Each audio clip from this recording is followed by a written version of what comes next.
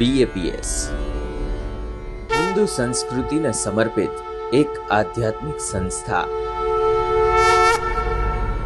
જેનો ધ્યેય છે સેવા અને સમર્પણ, સંસ્કાર અને સંયમ. આવા સંસ્કારી સમાજનું નિર્માણ થાય છે 1200 થી વધુ સંતો દ્વારા.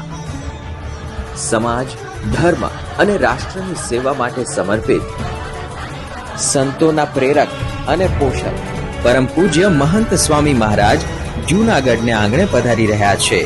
તારીખ 1 ઓક્ટોબરથી 13 ઓક્ટોબર દરમિયાન તેઓ વિવિધ કાર્યક્રમોમાં હાજરી આપશે.